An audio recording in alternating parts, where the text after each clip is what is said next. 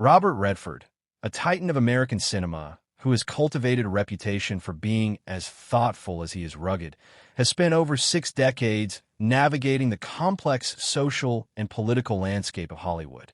Known for his intense privacy and his dedication to the craft of filmmaking, particularly through his championing of independent cinema via the Sundance Institute, Redford has rarely been one to court controversy.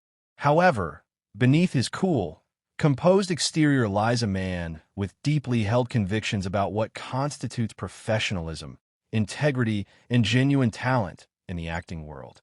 Over the years, in moments of rare candor, he has signaled his disdain for certain actors, not necessarily because they were bad at their jobs, but because they represented everything he felt was wrong with the industry's vanity, lack of discipline, or moral posturing.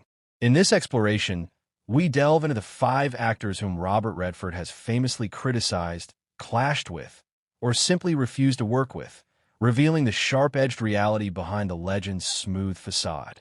The clash of egos, the Paul Newman rivalry. It might seem shocking to start with his best friend, but Redford's complicated relationship with Paul Newman is the ultimate study in professional friction. While the public adored them as the perfect screen duo after Butch Cassidy and the Sundance Kid and The Sting, Redford often found Newman's penchant for practical jokes and his laid-back, old-school approach to film production deeply irritating. Redford, who treated every film set like a temple of serious artistry, often felt that Newman's lack of obsession with the process was a sign of a man who didn't take the work as seriously as he did. There were moments of genuine, heated tension on set where their conflicting methodologies, Redford's intense, quiet focus versus Newman's playful, devil-may-care attitude, almost brought their collaborations to a grinding halt. Redford often grappled with the feeling that Newman's constant need to be the fun guy, distracted from the gravity and psychological weight of the scenes they were building. This wasn't just a clash of personalities. It was a fundamental disagreement on the role of the actor in the creative process. Redford believed in stripping away the ego to reveal the human truth, whereas Newman, in Redford's eyes, was often too comfortable relying on his natural, effortless charm. This friction was both a professional strength that electrified their performances and a persistent, gnawing personal thorn in Redford's side that tested their bond far more than the public ever realized. The method madness, the Marlon Brando disdain.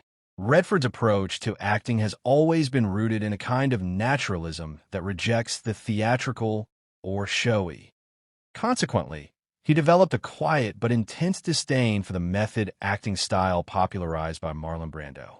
Redford viewed Brando's legendary process, often characterized by mumbling, improvisational outbursts, and a demand for total on-set control, as a form of thinly veiled narcissism. In Redford's eyes, acting should be about the character and the story, not the actor's personal neuroses or the need to constantly keep the cast and crew off balance. He famously avoided the orbit of the Brando school of acting, viewing it as a crutch for those who wanted to prioritize their own ego and mystery over the collaborative needs of the director and the script. To Redford, an actor who creates chaos to find a moment of truth is simply someone who lacks the fundamental discipline to arrive at that truth through rigorous craft alone. He found the cult of personality surrounding Brando's methods to be deeply unhealthy for the collaborative spirit of cinema, viewing it as a barrier that prevented the actors from actually connecting with one another, as they were too preoccupied with navigating Brando's temperamental demands and self-absorbed creative choices. The corporate Hollywood critique, the Tom Cruise conflict. Redford has often been a vocal critic of what he calls the corporate takeover of Hollywood, and no actor represents that shift more than Tom Cruise. During their work together on Lions for Lambs, a film that Redford directed and starred in, there was a palpable disconnect between their philosophies. Redford, seeking to make a somber, politically charged film, was reportedly frustrated by Cruise's intense focus on brand management and his relentless, polished professionalism that left little room for the kind of messy, organic discovery that Redford craves. Redford felt that Cruise was less an actor and more a product, a high-powered cog in a global machine that valued international box office performance and public image above the raw, uncomfortable, and sometimes ugly realities of human storytelling. Their friction was the collision of two distinct eras: the authentic, character-driven 1970s and the high-octane, star-powered 2000s. Redford saw Cruise's meticulous, almost surgical approach to his own image as an obstacle to true artistic vulnerability, believing that by controlling every aspect of the performance so tightly, Cruise had effectively walled himself off from the very imperfections that make cinema moving and memorable. For Redford, Cruise's legendary work ethic wasn't necessarily a virtue.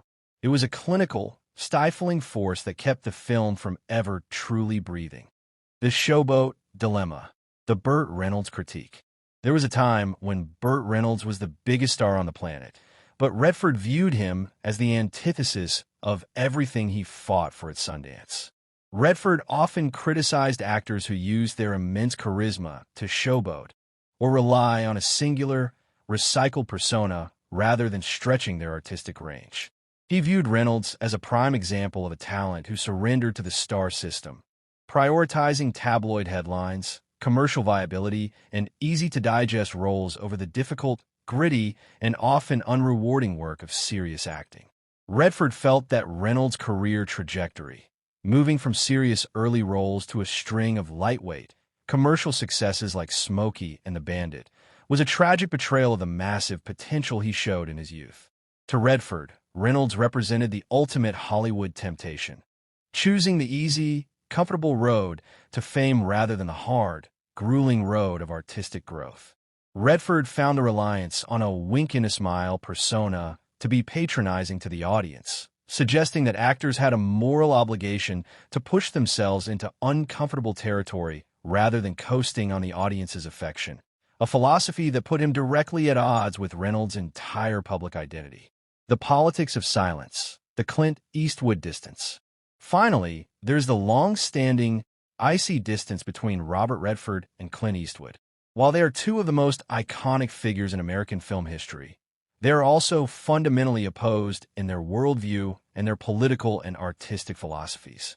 Redford has famously been annoyed by Eastwood's rugged individualist brand, which he feels is often used as a mask for a lack of genuine social empathy or complex character examination. Beyond politics, Redford has criticized the efficiency-first filmmaking style of Eastwood, where scenes are often shot in a single take, because that's good enough. For Redford, who believes in laboring over every subtle detail and nuance until it is as close to perfect as possible, Eastwood's get it done and go home methodology is perceived as an insult to the art form.